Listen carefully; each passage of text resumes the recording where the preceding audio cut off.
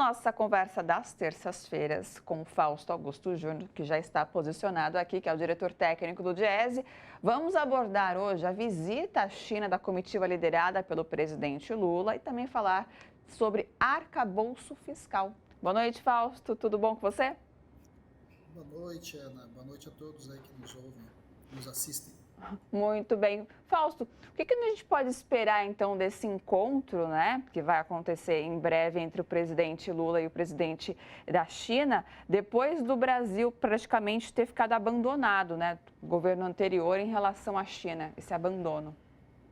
Bem, Ana, primeiro que é um retorno do Brasil no cenário internacional e lidando com, e conversando, visitando, enfim, se relacionando com as maiores potências, principalmente com as maiores economias. Vamos lembrar que o presidente Lula já esteve nos Estados Unidos, já esteve conversando com John Biden e agora está encaminhando para a China para conversar com o presidente chinês, lá, o Xi Jinping. Quando a gente olha para essa realidade, isso cria boas oportunidades, oportunidades do ponto de vista diplomático, o Brasil avançar na sua participação internacional, mas principalmente do ponto de vista econômico. Nós precisamos, o Brasil carece de investimento, a entrada de investimentos de diversos países é importante aqui, e a China é o maior país parceiro comercial do Brasil hoje, e de alguma forma muitos mercados passam por esse conjunto de conversa. Agora, mais importante até do que isso, que é algo que já está estabelecido, é importante a gente pensar no para frente, no futuro. É uma parceria com a China, uma mudança do ponto de vista, inclusive, né, de você mudar o perfil da nossa relação comercial, trazendo mais tecnologia, levando mais discussões nesse sentido de troca de tecnologia, melhoria da nossa pauta de exportação, certamente é uma grande oportunidade. Você diria que esses acordos seriam os mais importantes a ser pontuados entre essa conversa?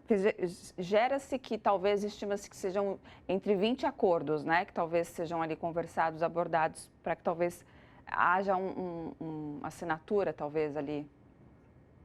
Primeiro que eu acho que tem as questões econômicas, né? Ou seja, você repensar inclusive essa inserção. O Brasil precisa deixar de ser um país exportador de matéria-primas e bens primários e ampliar a sua pauta de exportação de produtos industrializados.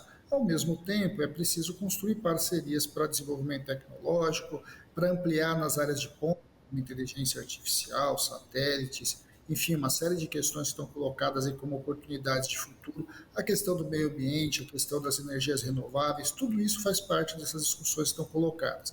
E a outra discussão, que é bastante sensível, é a questão de como o Brasil volta a se reposicionar nas questões geopolíticas, da qual hoje, pensando este mundo aí que está se reorganizando, a China é um parceiro importante, é um ator fundamental dessa nova reorganização. E o Brasil precisa se relacionar com ele. E Fausto, em relação à guerra, saindo um pouquinho da questão econômica, o presidente Lula ele defende, né, um plano de paz para acabar com o conflito entre Rússia e Ucrânia e deve falar isso com o presidente Xi Jinping em relação a esse conflito. Você acredita que ele pode ajudar aí a pôr fim a essa guerra? Bem, aí nós estamos falando de dois países que não estão diretamente envolvidos na guerra, Sim. tanto o Brasil quanto a China, duas economias bastante significativas do ponto de vista global e também dois países muito importantes em seus respectivos continentes. O Brasil é o maior país da América Latina, a China é o país, hoje um dos países mais importantes da Ásia, e isso possibilita você construir algum sistema de intermediação. Agora, por trás de toda essa conversa, seja para o Brasil, seja para a China, é óbvio que a paz é fundamental no mundo, mas é também importante porque está diretamente ligada às suas economias. A guerra é um dos principais elementos hoje, por exemplo, da nossa discussão inflacionária, que carrega toda a nossa discussão de juros, toda essa questão que está colocada aqui no Brasil. A questão da reorganização das cadeias globais de fornecimento tem a ver com a guerra. Então, a guerra é um elemento que desestabiliza as relações diplomáticas, mas também as relações comerciais. Eu acho que isso, Brasil e China têm interesses em comum. Como isso vai se dar, como é que isso vai se colocar, é claro que vai depender muito de como os atores vão jogar nesse tabuleiro. Vamos lembrar que raramente, né, os Estados Unidos, a Europa e etc. acabam permitindo que países fora desse grupo acabem interferindo em conflitos, em especial num conflito tão importante que envolve efetivamente ali o centro e base de fornecimento da própria Europa. Então, é um momento ali de tatear. Eu acho que está se construindo possibilidades, mas isso vai depender muito de como a geopolítica vai se organizar a partir dessas conversas. Perfeito. Agora, Fausto, saindo da China e voltando aqui ao Brasil, um dos assuntos mais comentados por aqui é um novo arcabouço fiscal. Então, eu te pergunto, com ele, haveria a possibilidade aí da queda de taxa de juros? Para você explicar bem didaticamente e rapidamente o que seria ser esse novo arcabouço que, às vezes, as pessoas em casa ainda não conseguiram pegar o feeling. Em rápidas palavras, ele é uma nova meta fiscal, ou seja, como o governo vai organizar os seus gastos, em que base ele vai construir esses gastos. E, primeiro, tem questões importantes e questões que vão ser discutidas. A primeira questão é, não dá para pensar a discussão do arcabouço sem acoplar ele com a questão dos juros. A discussão fiscal está diretamente ligada a um embate que o governo federal está fazendo com o Banco Central. Não é possível a gente manter uma taxa de juros tão alta, a maior taxa de juros reais do mundo, que está esfriando a nossa economia. Em especial, pelos dados de inflação que saem hoje, a inflação vem caindo, então a taxa de juros real está aumentando. O arcabouço, de alguma forma, serve, inclusive, para esse debate, este embate que está acontecendo entre a Fazenda e o Banco Central.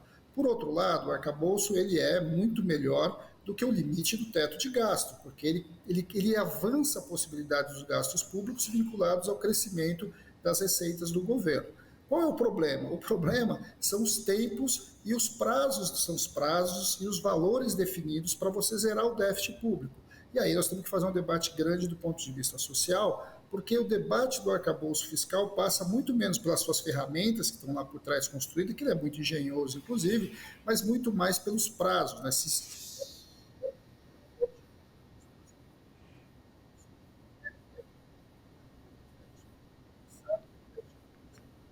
A gente está com um probleminha aqui, desculpa te interromper, Fausto, com áudio. Tem algum problema? Agora sim, voltou. Deve ter caído aqui.